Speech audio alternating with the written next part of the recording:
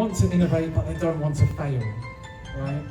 Is that, like when you're doing discovery right, I think one of the key elements that it helps you achieve is it helps you become an empowered team. And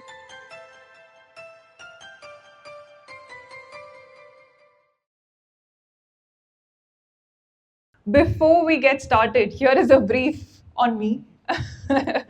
So I was actually born in India. I'm from India. I was educated and lived a lot. All of my education was actually in India. My dad was in the defense, so I'm actually what you guys call a defense brat. I have studied in like different schools, 7 schools at least, the ones that I can remember at least. And I've been like, literally living throughout the country for my education itself. So after I finished the education, I did my engineering in. I mean, if you're from India, you'll understand and you'll resonate from me, right? We all become engineers first and then figure out what we want to do with our life. So I literally did the same thing as well. I became an engineer, started doing development, didn't really figure out what this whole thing was, didn't really understand. It was not really going well with me, so decided to do an MBA. Went ahead and did that, got picked up by a consulting company, still don't understand what's happening. So consulting was going on in one track, still was not completely clear what's actually happening in life, what's actually happening in work, and somehow fell into product delivery at consulting. So I was doing a lot of delivery over there. I was getting things developed for different clients, getting things live, not really understanding why. Then fell into Al Musafir, started working with Ronnie, and actually understood, oh, this is why I'm doing what I'm doing. So that's why I give so much importance to product discovery and really understanding the essence or the reasoning behind why we are doing what we're doing. So after Al Musafir, I was in flights over there. I was doing a lot of product work for flights, following which I moved to the giving movement. The giving movement, when I moved, was a tiny, small fashion startup that was trying to figure out what its place is going to be in the market, in the world over here. And today, I think all of you are aware of the name, and that itself is a huge win for us. Yeah, so if you're not aware of the exact meaning of product discovery, I've put a definition out here for you. You can easily find this on the internet. But in order to explain what product discovery is, it's basically figuring out what you should build. That's it. It's basically doing any number of techniques that you can, like your customer interviews, your research through data, your whatever it is that you can think of, to decide what it is that you should build. As an engineering team, as a development team, it is very essential to look at what proof you have, what understanding you have of the problem before you figure out, and start developing solutions. I'm sure that a lot of you might be in companies where, your roadmap is just given to you and you have to, just go on executing it. Even if you don't completely agree with, what's in the roadmap, what's in the plan, there is no way for you to question it or even figure out or even understand why you're building what you're building. That's where I think product discovery really comes into key. I have just split it into 2 different diagrams because I find this really helpful, even for me to understand when I'm getting confused sometimes. So as I just said, discovery is everything that you do for a problem in order to understand a problem. And delivery is everything that you do in order to develop the solution, get it out there into the world, into people's hands. So this is what I really like to emphasize or explain when I talk to people. That is, finding the right product to build is product discovery, and building the product right is product delivery. You see, it's a play on words and all of that, but it's so amazing and it's so perfect. If you understand the meaning of that, then you can really differentiate between discovery and the importance of it. Now, why should companies actually invest in product discovery, right? So I've gone back and picked up this diagram that we find online very easily. And I think the essence or the main point is that you should do product discovery because you need to try and prevent this. This is that classic diagram of, what the customer actually wanted, what the product leader actually understood, what actually got developed, and what actually went live. It's all completely different. There is no point to it. Nobody got anything out of it. Neither the company nor the customer, no one achieved anything out of it. The whole point of product discovery is to prevent this, so that such a situation does not happen, and the thing that you are developing or the software that you're getting out is actually creating value for the customer and hence creating value for the business. So the first and the primary point is, like the main reason why you should do discovery is to understand why you're building what you're building. I think I said this a couple of times. So if you actually understand why you're doing what you're doing, you will be able to create a better solution, which will in effect solve your target problem. You become really close to the customer. Like the more you do product discovery, the more you understand your customer's problem statements, the pain points and everything, and you are actually building something which is of value. You're focusing on solving the real problem. It removes the solution bias.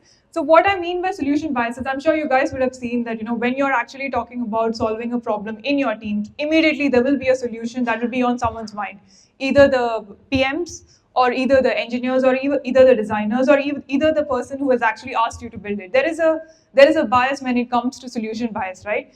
It helps remove this. The more discovery you do, the more proof you come up with, and the more proof you actually take to your business and say that, this is the reason why I'm going in this direction, or this is the reason why I'm building this particular solution. It helps you get the right thing developed. It solves for hippo.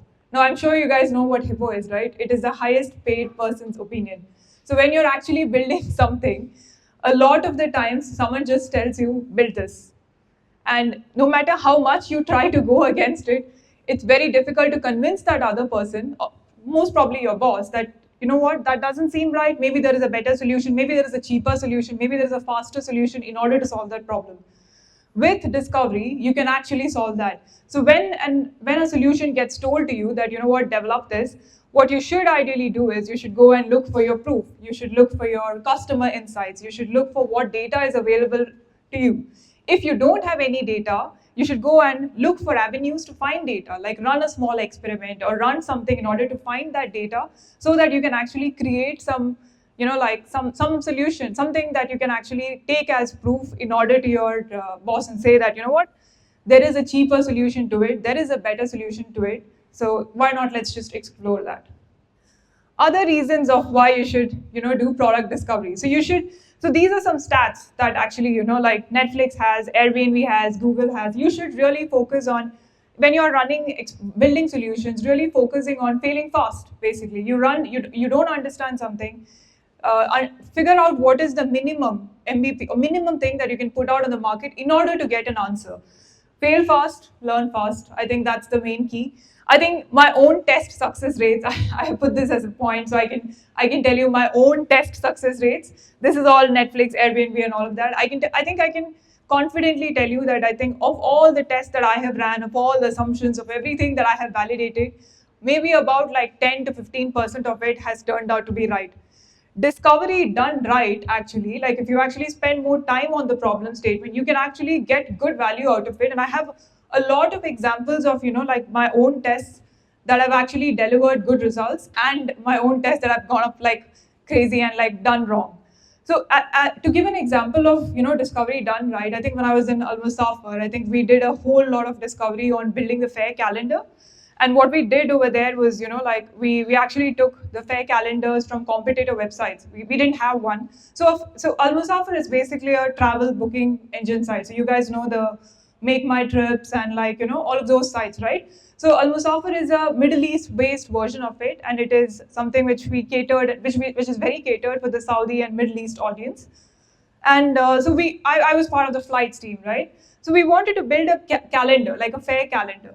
Now this is something that Google has, like everyone has, right? Like the fair calendar, everyone has. So we wanted to build one, and we knew that it's going to take us a lot of time in order to build it. Delivery is going to take a lot of time. So we wanted to convince our boss that, we're going to take so much time to build this, and we need a bit of money, time, energy, resources, everything in order to build this. So what we did, we actually we took a couple of competitors like Google and other competitor sites, and we went to customers and we showed them, what do you think of this? Like, is this, how do you use this? And we just ran some tests with customers on the competitor websites and tried to understand what they're doing with the site, like try to understand what they're liking, what they're not liking. And you will not believe, I think one of the main key insights that we had from that experience was that, that the customers, they were like very familiar with the fair calendar, they were liking it, they did not mind it at all. But what really stood out was that the filters, so customers really have preferences for the airlines that they travel, the time that they are intended to travel. So having that filters put on top of the calendar was something that was the most interesting to customers, which we were not even planning to build. It was not even in the part of our 7th or 8th phase that we were planning. But having understood this from customer insights, it became really clear to us that in order to have a success, or like in order to see some good numbers after building this feature, we had to like incorporate this element that we have just found from talking to customers. So that was, I think, a very good example of something that worked in our favor of discovery done right. I also have a bunch of examples of things going wrong with discovery done wrong. I think one key example that really stands out to me was there was this button again in Al Musafir that was not getting clicked at all.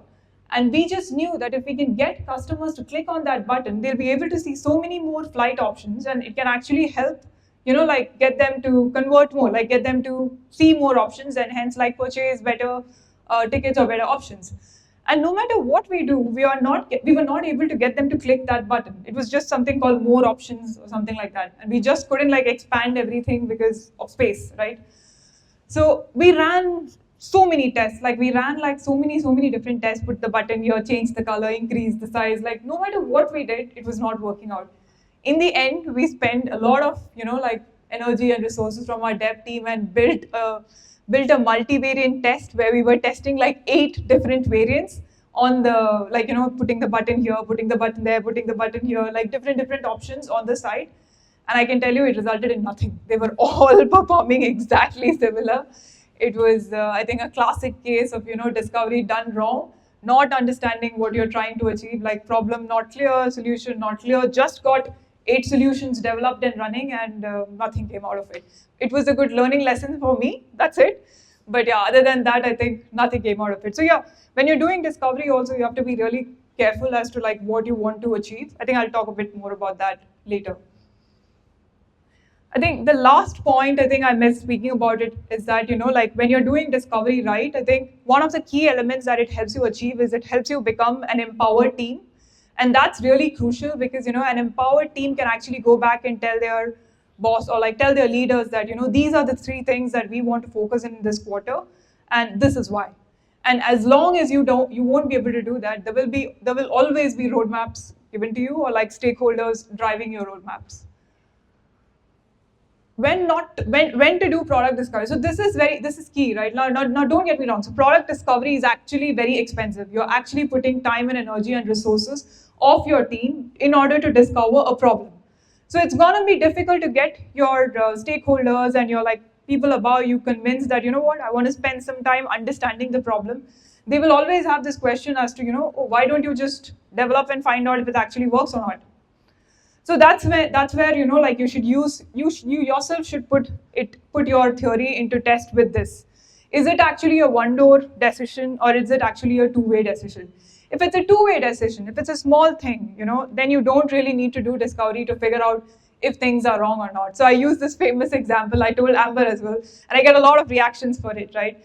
So this example that I use all the time is that when your light bulb is off, you don't need to do discovery to figure out that, you just need to fix it and put a new one. No discovery needed, nothing needed, right? Just fix it. It's not working, just fix it. Whereas if there is a bigger problem, you don't understand, like it's completely not clear, it's a big decision, you need to like figure out if you want to go in this direction, you want to build a feature that, that's going to last 4-5 months, or like you want to build a calendar versus something which is another huge feature, that is when you do discovery. You go and talk to your customers, you look for data, you look for different things that can actually support your theory that you have. And if you don't find that, then maybe you really need to ask, why is it that you're going in that direction? Right, now how to get started, right? So now you know that it can really, product discovery can really help you. So how to get started? So it's really essential, it's really important and really essential that you know what you're trying to achieve. So have an objective. Now your objective can be something that something that you set for quarter. It can be something like, I want to increase the conversion of my platform from 4% to 5%. It can be that, I want to reduce the customer contact rates from 10 per day to 5 per day. It can be that I want 5 customers to come back to my platform every day rather than every 2 days. It can be, your objective can be your business objective, that's fine. It can also be a customer objective. It can be that, I want the journey for the customers to be easy. Like that, for example, I want them to convert this step in 5 seconds instead of 10 seconds. So have an objective, okay? And for that objective, define what the problem is or what is the opportunity that you can go after.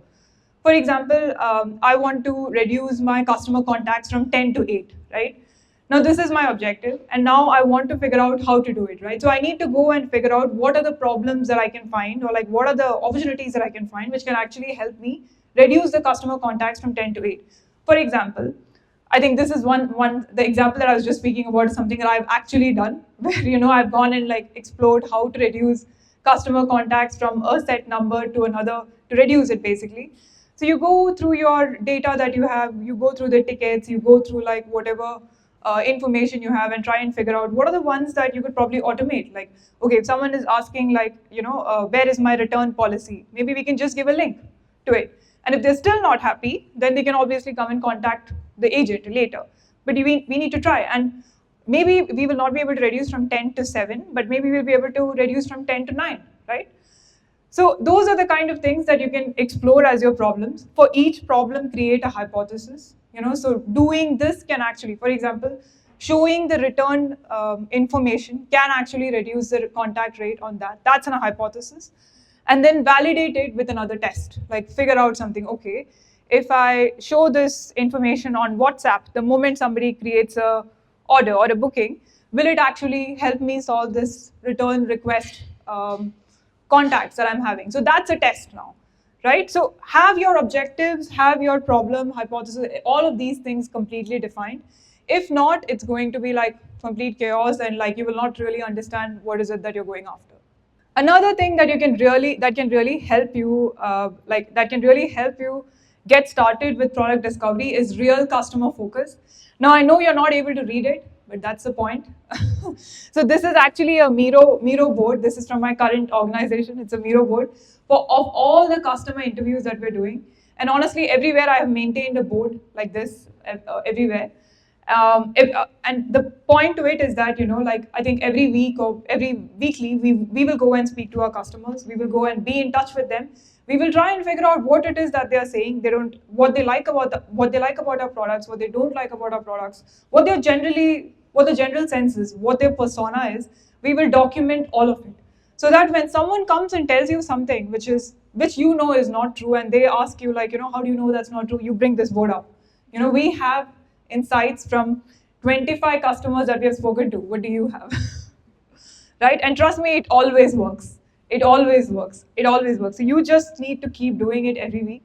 You may not get the result in the next week, the week after, but eventually, trust me, there will be a day where, you will go back and refer to this board and say that, you know what, I have insights from so many people and hence I know I'm right. Now, how to validate and, get your assumptions, how to validate and build your things faster, right? Experimentation is the key, guys. It's the key. Experimentation is the key. We cannot go into like big feature development and all of, we cannot get what we want or like build big features without having a good experiment around it and without that experiment, being validated or that hypothesis being validated. Now, when you figure out a solution, for example, in our last example, we want to send the return information on a WhatsApp message, right? Now, that's an experiment. Now, in that experiment, there is an assumption saying that all our customers have actually WhatsApp. Another hypothesis is that when they get WhatsApp, they will not be irritated, they will in fact read it. The third hypothesis is that when they get a WhatsApp message, they will not block us. We don't want to lose our existing customers itself, right? So you see in that small experiment that I just mentioned earlier, we have 3 hypotheses, right? So each of these that I mentioned right now, you need to validate. And you need to run an experiment in order to validate. If the risk is that our existing customer base can actually block us on WhatsApp, you identify like a section, like 10% or something, and run this feature that you're introducing as an experiment, and try and figure out if it's actually helping you or actually not helping you, like the negative is happening. That's why I'm saying experimentation is key. No matter what you launch, it's very important to keep having that experimentation mindset on, not just backlog, mindset on, because you also as a PM or an engineer need to know that the feature that you've released is not the all and end all of it. You might have to come back and look at it again, like fix it again, and like really understand what's happening with it. Use this to your benefit. So this is the cognitive psychology, which I also discovered eventually in my career. I did not know about this at all, actually. Honestly, Al-Mustafa, I did not know this at all. I just recently discovered this, and I find it really fascinating, actually. These are things that we already are used to. For example, the Instagram swipe, which is the up one. Customers are already, like people like us, we already know this, right? Use it to your advantage. When you're designing a test or when you're designing something that you're going to test out with customers, use these psychology angles or aspects that customers are already used to, your customers may already be used to your advantage. The more options one. Now this I have learned from my own experience. At TJM, we are struggling with it so long. Like, we sell t-shirts, right? And we have so many of them, right? So we are always trying, and we have so many colors of it as well. We are always trying to figure out what is the right balance to show. Like, how many products do we show? Is it 10? Is it 20? Is it 200? Is it 2000? And what colors do we show first? What products do we show first? We have too many products to show. We have too much to show. We are really trying to figure out, how much is too much. So too many options, it's too difficult for a customer. They get really distracted and you're going to lose him. And I think as product people ourselves, we have this tendency to put as many options we want onto the platform to see if they take anything, but that's wrong. But use it to your advantage. The confirmation bias, honestly, there are like 100 of them. I have just put like 3 that I could find. So there's so many. I can send a link to it if you guys want and use it to your advantage. The last point is, in order to convince people, measure the impact. It's not enough that you do all this problem exploration, define your problem, find an experiment, run an experiment, and then just leave it, and then just forget about it. The next time, you won't be able to convince anyone why you're doing what you're doing, right? So measure its impact. Measure the impact of that experiment, measure what actually happened with it, and then tie it back to your objective. So if your original objective, in our case, it was reducing the customer contacts from 10 to 8, right? Measure the impact to that same objective, right? Don't measure it saying that, okay, so now that you've run this experiment, we didn't achieve that. Instead, we have achieved something else, right? That kills the whole purpose of it. So measure your experiment to the objective that you've set against it and see if it actually worked or not. Because if it did not, then it has clearly failed. And you need to go back and figure out another solution or another experiment in order to go towards your objective. I think that's it from me, And just to conclude, these are the key points that I'm hoping that you would take away from what I was saying so far. Product discovery is not actually just a good to have, guys. It's very important in every business. The scale of it, the level of it can be optional. You can decide how you want to do discovery. You can decide when you want to do. But for big things, and in order to avoid cost and delays, and in order to give the best value, basically, to customers and to your business, it is key that you as a team invest in product discovery. Discovery is costly. Don't, just because you've learned this new trick, don't put it everywhere. That's also one of my own mistakes. We also went through a whole course. Ronnie taught us, this whole course with different people from here and there as to how to do discovery. We ended up putting it everywhere. It delayed our entire product delivery, timelines, everything was getting delayed. We did not know better, but so don't do that.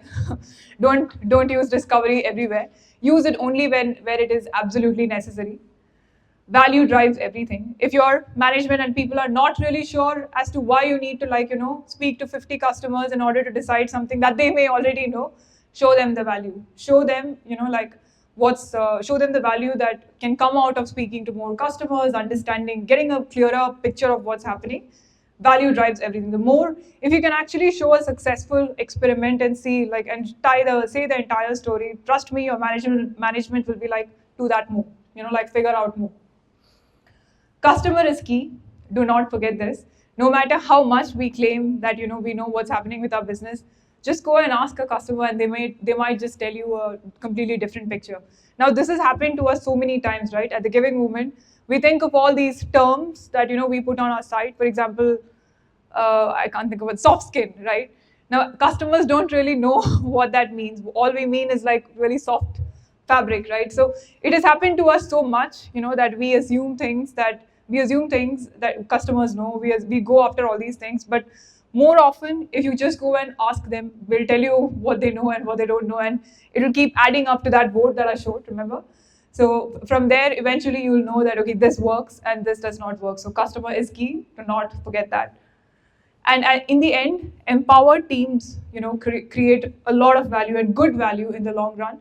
And what I mean by this is that, eventually, if you want to become a team that wants to have its own roadmap and tell your boss that, this is what I want to do in this quarter, and this is why, product discovery is key. You cannot have a roadmap and something, you cannot put like 1, 2, 3 and have no basis, no value of why you are doing something in a quarter. However, if you have a clear understanding, if you have data, if you have proof, if you have run your small experiments, and if you have data pointing in the direction of what's working, what's not working, trust me, then you're an empowered team and you're creating value.